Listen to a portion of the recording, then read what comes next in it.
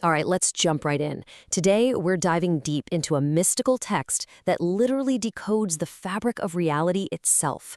It suggests that every single atom, every molecule is like a node in this huge, interconnected network of light, a kind of divine source code, just waiting to completely rip open our entire perception of what existence is.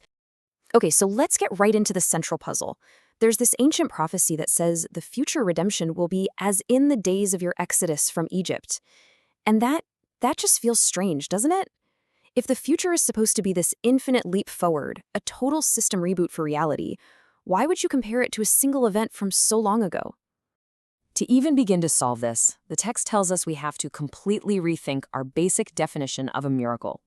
It turns out they're not all in one category. Nope.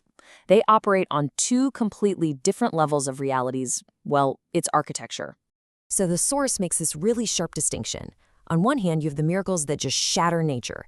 These are the big, loud, reality-breaking events, like the 10 plagues that just tear up the physics rulebook. But then, on the other hand, you have these miracles that are clothed in nature, events so subtle they seem perfectly normal, working silently inside the system's existing code. And, the level of this concealment is just fascinating. These clothed miracles are woven so perfectly into the way things work that they're hidden even from the person they're happening to. They're like encrypted wonders, known only to the author of the system. So which one do you think is greater? The one that rips reality apart, or the one that hides inside of it? The answer is totally counterintuitive, and it really reveals everything about what true power is. Think about it. A miracle that just breaks the laws of physics. That's like a system administrator with root access. It's an undeniable show of power over the system, the ability to just pause the rules whenever you want.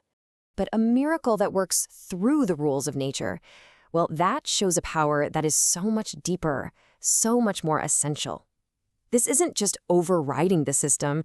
This is a complete mastery of the universe's fundamental source code. It's manipulating reality from inside its own atomic structure, rearranging the glowing letters that form its very essence. The text argues that these hidden miracles, they come from a higher, more essential level of the divine. This isn't some external force acting on the world, it's the divine essence that is the world. The operating system itself just pulsating with living code right beneath the surface of everything we see. So how does all of this connect back to the future? Well, this distinction, it completely reframes the whole purpose of creation. It's not about escaping the physical world, but about its ultimate, most profound fulfillment. You see, the ultimate wonder isn't about breaking the world all over again. It's about revealing the divine source code that has been running in the background this whole time. It's about reality tearing itself open from the inside, showing us these infinite portals to hidden gardens of light and interconnected thought that were always there. So, in this future state, nature itself becomes transparent. The mask of physicality just dissolves, not into nothing, but into this glorious, shining vessel. Every atom will start broadcasting the living Hebrew letters blazing inside of it, revealing the miracle that was always, always there, just hidden from view. And this all leads to the absolute peak of this transformation. A reality so refined, so perfectly in tune with its divine source, that our physical bodies will actually nourish our souls. The entire flow of energy is reversed. The hardware itself becomes the power source. Now here's the crucial point. This future, it's not a passive update that we just sit around and wait for.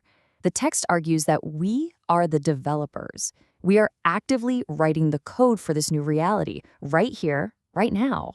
The source gives us this really powerful analogy. It says, our purpose is like that of a tanner who takes the coarse, tough hide of the physical world, and that includes our own basic instincts, and through our conscious actions, we refine it into something beautiful and functional and totally sacred. Every single time we choose purpose over impulse, or connection over just being numb, we are literally debugging and upgrading the hardware of reality. Each one of those moral choices refines the physical stuff of the world, making it a better conductor for its hidden divine light. And this brings us right back to where we started. The exodus from Egypt wasn't just some historical event, it was the installation of a divine infrastructure, the opening of a sacred channel through time. And our actions, our struggles, our refinements, they are the data packets, the blocks in an infinite chain, building the future through that very channel. So this leaves us with a final, just staggering thought. Every choice, every action, every moment of self-control is not some isolated event. It's a line of code. It's a node in a vast network of light, and is contributing to the ultimate revelation of the miracle that's hidden inside everything. So the question is, what reality are you building?